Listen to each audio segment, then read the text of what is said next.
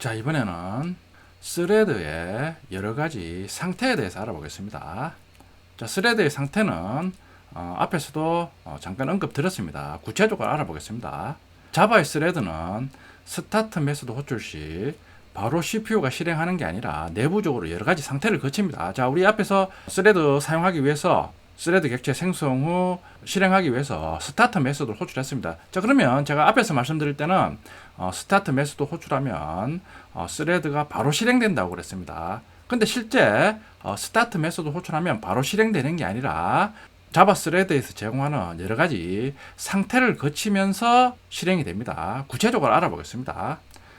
스레드 클래스에 있는 스테이트, 열거 타입에 있는 여러 가지 스레드의 상태를 나타내는 상수들입니다.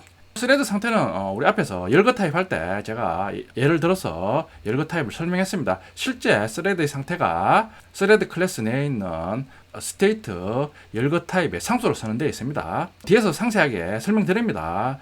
보면 블락드, 뉴, 런어블, 터미네이티드, 타임드 웨이팅 이런 스레드 상태들이 열거 타입의 상수로 쓰는 데 있습니다. 자, 그럼 먼저 러너블과 러닝 상태에 대해서 알아보겠습니다. 자, 단어에서도 알 수 있다시피 실행과 관련된 상태입니다. 자, 러너블 상태, 스레드를 실행하기 위한 준비 상태입니다. 러닝 상태는 실제 스레드 스케줄러가 선택한 스레드를 실행하는 상태를 의미합니다. 우리 앞에서 스레드 객체 생성 후 스타트 메소드를 호출했습니다. 자, 스타트 메소드 호출 후 세부적인 스레드 실행 과정입니다. 스레드 객체를 생성하면 최초 상태는 뉴 상태입니다. 그러니까 새로 생성된 상태입니다. 자, 그런 후 스타트 메소드를 호출하면 바로 러닝 상태가 되는 게 아니라 런어블 상태가 됩니다. 그러니까 실행 준비 상태입니다. 보면 스타트 메소드를 호출하면 스레드는 런어블 실행 준비 상태가 됩니다. 바로 실행되는 게 아닙니다. 자, 그런 후 JVM의 스케줄러에 의해서 스레드의 런 메소드가 호출되면 비로소 스레드는 러닝 상태가 됩니다. 그러니까 런어블이나 러닝 상태를 묶어서 실행 상태라고 말할 수 있는데 구체적으로는 런어블 상태, 러닝 상태 두 가지로 분류할 수 있습니다. 그러니까 런어블 상태는 JVM의 스레드 스케줄러가 아직 실행하지 않은 상태입니다. 그리고 러닝 상태는 JVM의 스레드 스케줄러가 실제 우리가 스레드 클래스에 구현한 런 메소드를 호출하면서 CPU가 실제 스레드 기능을 수행하는 상태를 의미합니다. 자, 그런 후 런 메소드의 기능을 다 수행하면 스레드는 스레드의 기능을 완료했으므로 종료적 terminated 상태가 됩니다. 런 메소드를 종료하면 종료 상태가 됩니다. 세 번째 단계에 보면 JVM의 스레드 스케줄러가 실제 스레드의 런 메소드를 호출해서 스레드 기능을 사용한다 그랬는데 앞에서는 제가 스레드 실행 시 실제 스레드는 CPU가 실행한다 말씀드렸습니다. 자, 앞에서는 여러분들이 입문자니까 이제 쉽게 이해하기 위해서 운영체제에 있는 CPU 스케줄러에 의해서 결국 CPU가 실행한다. 자, 이렇게 말씀드렸는데 실제 여러분들이 자바에서 스레드 실행 시 물론 운영체제에 있는 CPU 스케줄러도 스레드 실행에 관계하지만 그 이전에 JVM이 있는 스레드 스케줄러가 실행 준비 중에 있는 여러 스레드 중에 어떤 스레드를 선택해서 실행할 것인가 그 실행 여부를 먼저 결정을 합니다. 자, 그런 후 이제 런 메소드가 호출되면 실제 스레드가 실행이 되는 겁니다.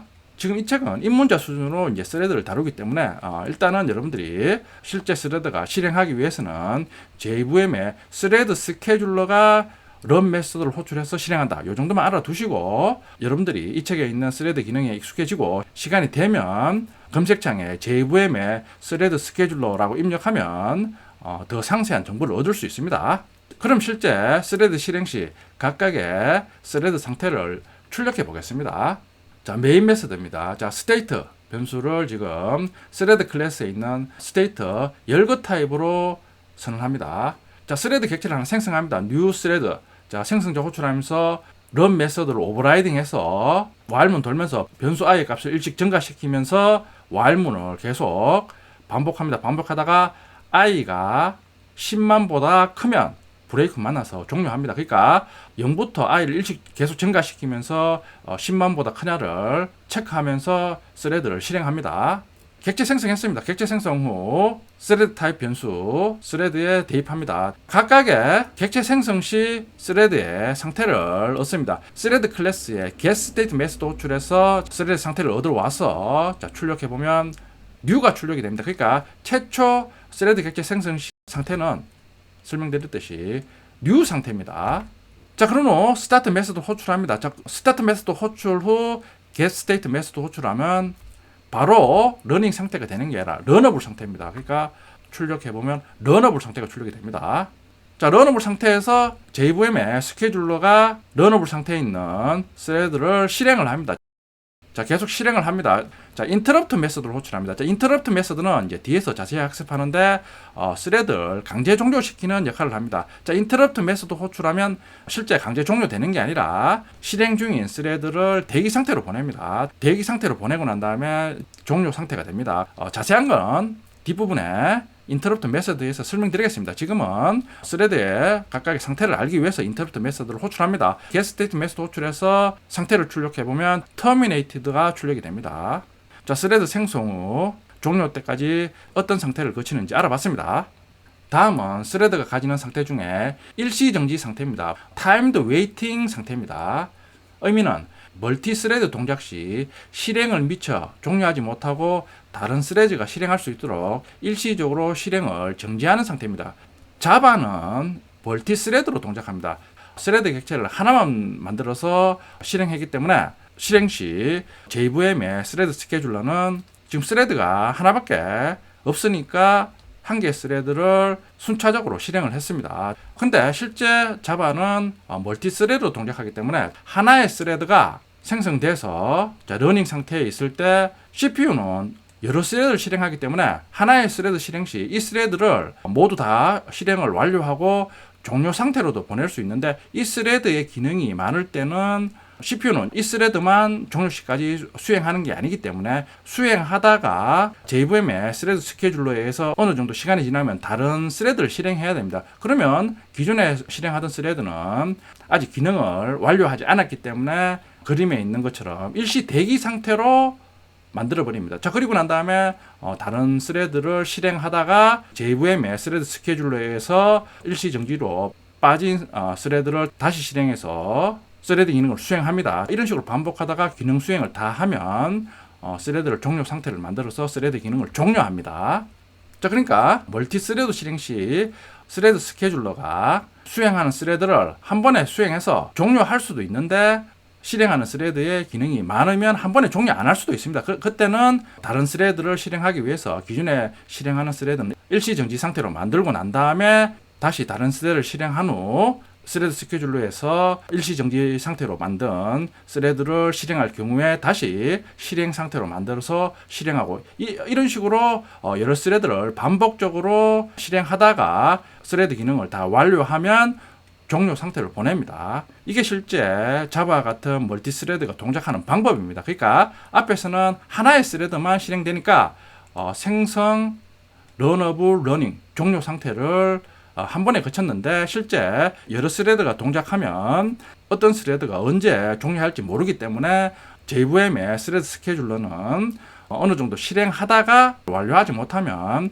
일시 정지 상태로 보내서 다른 스레드 실행하고 또 가지고 와서 또 실행하고 이런 과정을 반복해서 실제 JVM의 스레드 스케줄러는 자바의 여러 스레드를 실행합니다.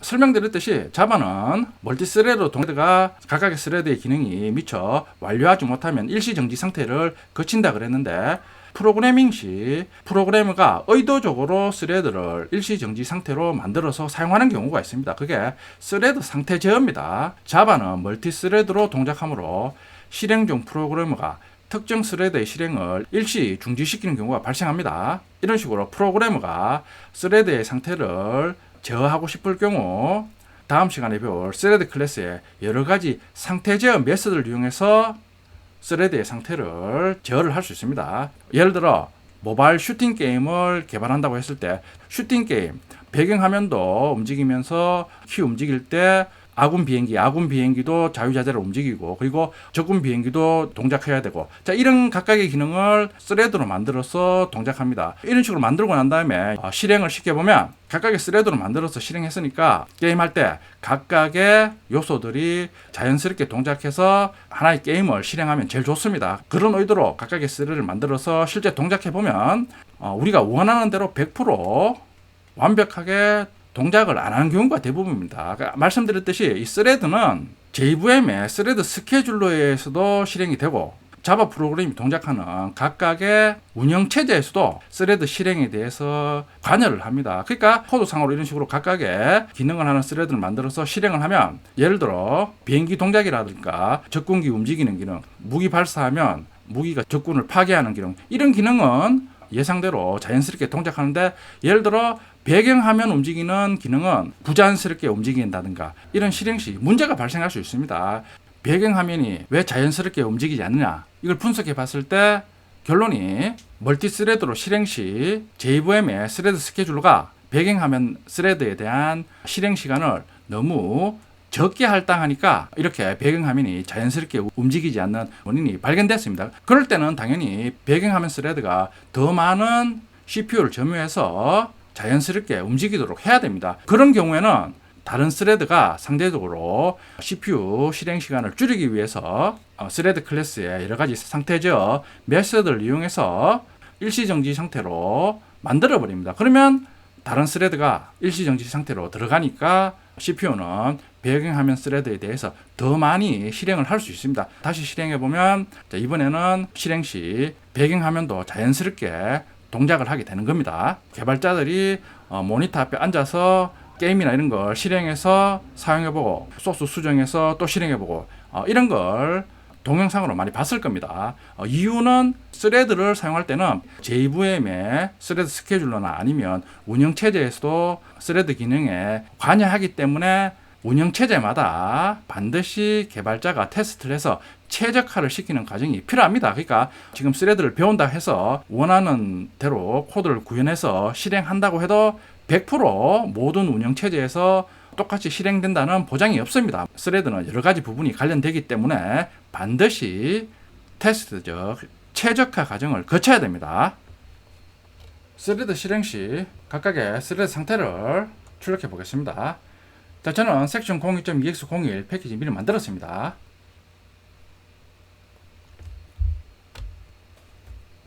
스레드 스테이트 테스트,